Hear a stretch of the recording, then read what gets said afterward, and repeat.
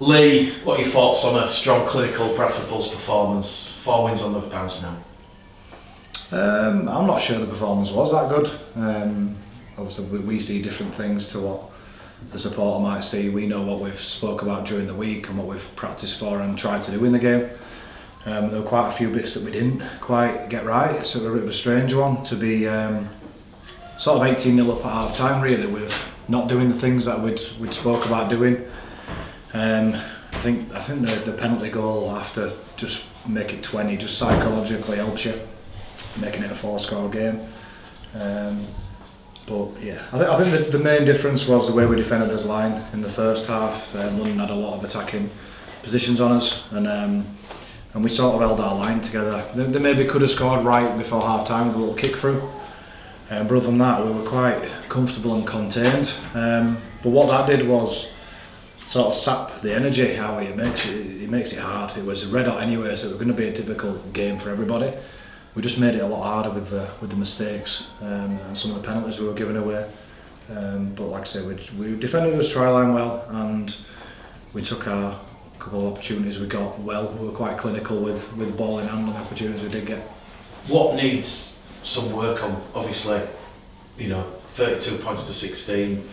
By and large, for a good hour of that game, Lee, it felt Bradford were in control before. Obviously, London showed a spirited comeback. But what areas of that performance aren't you happy with? Control's a good word. We didn't feel like we were controlled. Controlled for me is completing your sets, kicking well, being in control defensively on the set after that, and seeing how long you can do that for. I mean, I think a couple of minutes in, we put a nice kick into a sort of corner area and drove the winger back for a dropout. That's like an add-on. You're not asking for that at the end of every set, but that was sort of the basis of what you try to build your game around. And then there was a big patch where we didn't even get to the kick for a long time, and then we put another one in on the other side maybe 25 minutes later, and the fullback just comes running through a few people. So the control and the sort of organisation that we're after, there wasn't loads of it in there. We're a bit like the last few games. We're finding different ways to do well, and when it doesn't go to plan, just making sure that's a short sort of patch of it not going so well and being able to obviously defend and get out of it. So yeah, there's a lot to improve on, but a lot of things that went well, and what's probably pleasing is the lads come off again like they did last week, a little bit down, a little bit flat. They're not happy. They know there's a lot more in us, and that's good.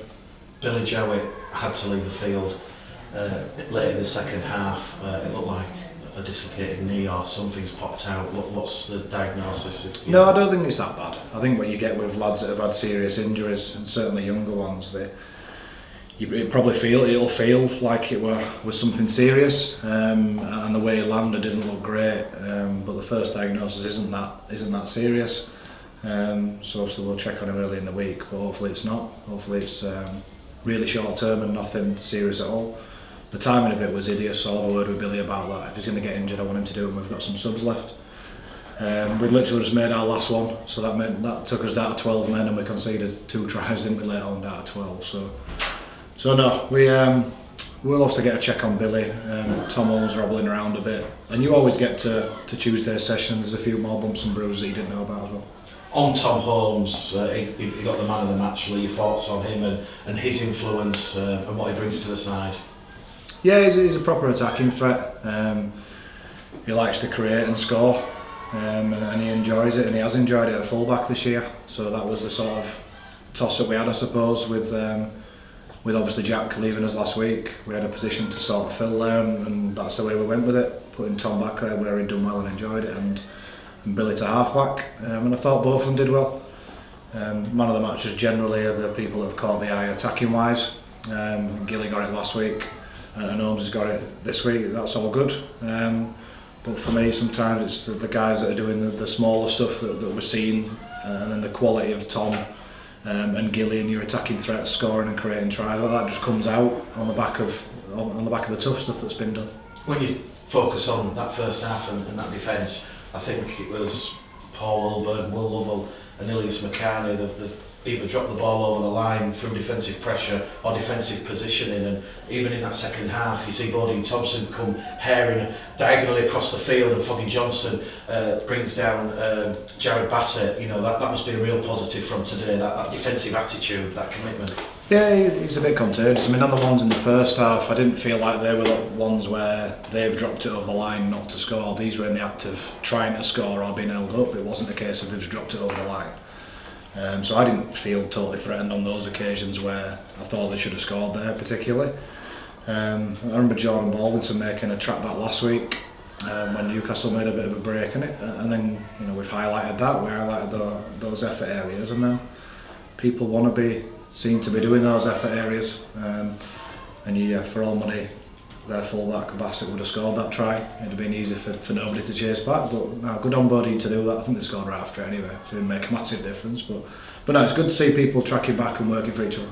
You had a decision to make with obviously Jack Walker going to Ilkeston Rovers, who was going to go fullback. Obviously Connor Wynne featured for the reserves, and I'm led to believe was a very strong performance, which might give you a bit of a headache, but obviously you decided to go with Tom Holmes, who's kind of like being the sort of tried and tested fullback in the absence when Jack Walker had the injury earlier on in the season. Yeah, I mean there's little bits into it, but Connor joined us on loan a while back now, while Mark was still here, but he joined us unfit and joined us with an injury, so the decision was to send him either straight back or help him out with his rehab. So we've decided on doing the right thing by Connor, which is building back up to fitness. It's took a bit longer than what we wanted, obviously, when we first brought him in. He's gone through all his rehab stuff, he's good to go, but he's behind on his fitness. He hasn't done a proper pre-season. He's then played games injured for Newcastle, gone back to Hull, come to us injured, so it's a bit of a long process. I mean he's played in that. With all due respect, it wasn't the strongest opposition in yesterday's game. The reserves have won by 80 points, so I'll have to have a closer look at it, but he might need another few weeks training, another 1 or 2 run-outs, but if need be, if we've got people injured from today and when we're struggling to put a team out, then it's good to see that we've got Connor's name available, because I know him and remember him when he is fit, and what a good player he is. So if we can get him somewhere near that, then he'll slot in nicely. A debut for James Seguiaro, were you happy with his effort off the bench? Yeah, and he'll get better. He's obviously just got off the plane last weekend, so I didn't totally have him penciled in to play straight away this week. It was more on how he looked in training, but fair play to him. He got over here at the first available opportunity, and then trained straight away, which again surprised me. Sometimes some guys go overseas and they throw in jet lag up and they want a couple of days before they even come in, but he didn't. He jumped straight in, did everything we threw at him in training, and looked good. He's a quality player, so on some of the drills we've done this week, some of the activities, he's looked really good, really sharp, but then his fitness levels have been there, so that's why he was put in. If there were any doubt over fitness or anything like that, then he wouldn't have played. I generally thought he were good. Like I say, he'll get better as he goes on, but no, he's a quality addition and handy to have. I know we spoke after Newcastle about Jason Battieri. Is there any change to his arrival, obviously currently out injured? Yeah, I think from what I can gather, I don't think he's far off. He started running back over in France, so it should decide when to get him over here. But he's in training at the minute by himself over there, so we'll obviously keep monitoring him, see how far he's off actually playing, and then look to get him over when we can. Just final one from Mealy. Obviously it's now 4 wins on the bounce ahead of some tough fixtures coming up against Halifax and then Toulouse. Do you feel that the club is finding this form, this momentum at the right part of the season, at the halfway point? You probably form, and when you want it is right at the back end going into the playoffs, isn't it? You want to win 4 in a row there. No, we just went back to basics a few weeks back when myself and Brian took control of this team. At that point we didn't know if it was going to be one game or what, so I keep saying it, we've just tried to work on some things that any good rugby league team wants, some basic things, basic principles to fall back onto. Obviously as the weeks have gone by, we've reinforced them, we've added little bits to it. If that means that we win a series of games in a row, then so be it, but we're building performances, that's what we're trying to do, and I think that's where you can see the lads' reaction coming off, that yeah, we've won, but they're not absolutely sort of jumping from ceiling from it. they know that there's bits of the performance we've been speaking about that aren't quite there. So I mean, people talk about tough games in this division, but I think we've gone through 4 tough games there, to be fair. Swinton can pull a result off, they throw the ball back, then come back at you. We managed to get over the line in that one. We know that Keighley were tough, local derby. We knew Newcastle away last Friday night were going to be tough. So there's different types of tough games in this division. London were a very tough game today, and obviously Halifax is, but they're just different challenges. Sometimes it's easier when you play in the more recognised names. But yeah, we'll have a look at Halifax. But the good thing that's working at the minute is myself and Brian just looking at it week to week. The lads are literally straight on now focusing about Halifax. And the fact that obviously there's no imminent head coach announcement, you and Brian are just in sort of fully focused, let's just do the job, carry on. Well, I'm not involved in any discussions to bring a new head coach in anyway, so it doesn't really impact what I'm doing. Obviously when you're winning everyone's a bit happier anyway, so for me it's been relaxed, like I say, working with Brian week to week, game to game, and so far it's sort of working. But I'm sure if we were to continue it for a longer period, there's going to be a rough patch, of course there is, but at the minute we're just focusing on performances and efforts, and that's brought us 4 wins, so we're good. How impressed were you with the defence, particularly in the first half? Is it something that you've particularly targeted since you've come in? Worked on everything, to be honest, just basics both sides of the ball. The play of the ball is obviously something that all coaches focus on, and if you can speed the ruck up, speed the play of the ball up when you've got it, and you can sort of control it defensively, then you're halfway there. So like most coaches, we'll work on that part of it, and we've done a lot of work on sort of people just staying in the line, so not jumping it and being too quick out of there, but also not lagging behind it. And I think that's what we saw in the first half, certainly on his line a lot. You notice the lads just sort of staying together and making tackles, and if somebody missed, someone else was there ready to clear it up. Absolutely, and Tom Holmes as well, he's not particularly the star name that people might have thought in the summer compared to the likes of Jack Walker. How much has he impressed you? Has he surprised you at all? In the winter, in the summer. No, Tom's a quality player, whichever position he goes in. And he's shown that over his career so far. He's probably one of them that just needs to find a place at the club where he enjoys it and becomes settled. So hopefully that's going to be here now. But yeah, when he's been fit and playing for us, he's obviously done really well. You know, it didn't quite work out how we were supposed to do. Jack Walker would have obviously been full back from the off, but he got injured game 1, and that's when Tom went back there. And he's sort of had to learn that position a bit. You know, he hasn't played loads of full back coming through. It's been half back. So he's already got that sort of pass, that kick in his game that some fullbacks don't have. So it's nice to be able to throw him back. What's been pleasing is the fullback actual type efforts that he needs to do have really impressed. So when he catches a kick, you've got to be right on your money on your kick chase, because as you see, he's got the footwork to get around people. Absolutely. And yeah, people discuss this period as being a bit of an easy run compared to some fixtures. How pleasing is it that you have got the 4 wins that we thought? Was London part of the easy bit, or is that part of the tough bit? Either or. Honestly, not looking at it, because before yesterday everyone had said Toulouse aren't that tough, but now because they've gone to meet Featherstone, that's now your hardest possible game you can have is away at Toulouse.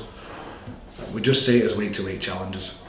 Honestly, last Friday's game in Newcastle could be as tough as you were getting. The way they were gearing it all up for a cup final and a big crowd and stuff. So it's a week to week challenge. What we did today might not work next week, but then some of the things we worked great at today will be better at next week anyway. So it's an individual game on its own is Halifax at home, and that's how we'll treat it. How good is it for the lads, the whole squad, the whole group here, that the outside influences haven't been present the last month or so? You haven't had the dual registered people from Leeds to think about, etc, etc. You've had to put yourself to the side, haven't you, in these 4 games? We've tried, yeah. I mean, obviously when a coach leaves, it's generally unsettled anyway, because the person that's been front and centre sat in front of them is not there anymore, so it's a different sort of voice sat in front of them, so it's already a little bit unsettled. And we've made no secret that that's what we've tried to do. We've tried to keep it a bit more settled, and by doing that, some lads that were on loan have gone back. We've resisted the temptation to bring in people short term at the back half of the week, and that seems to be working so far. But I think I said it last week, if for whatever reason results and performances go downhill or whatever, we need to have people on the toes. You know, we probably didn't go into the season with enough cover in some positions. We're not probably any stronger in some of those positions as it is now. So you're literally 1 or 2 injuries in certain positions away from being under pressure and short anyway. So we're actively looking, but yeah, we've made a conscious decision of not bringing people in for a week who'll just come in and train your last session for you and you leave your own people out. We've done that, and so far it's working from our end, because you sort of know what you've got at the start of the week. You'd have to ask the players if they're enjoying that side of it. I mean, it must be nice though for the likes of just pick one David Foreign Johnston to kind of know that he's well in the frame for next week, irrespective of whether the Nintendo is available. You know, just using as an example. Again, it's easier for us all to sit here when we're sort of generally performing all right and we're winning. If we would have been sat here on 4 defeats, then everyone's talking a little bit differently. But while the players in the shirts perform and while we win, then there's absolutely no reason to change it anyway. So I'm not one for changing it for the sake of it, and Brian's not. But that's not to say that there won't be any more incomings.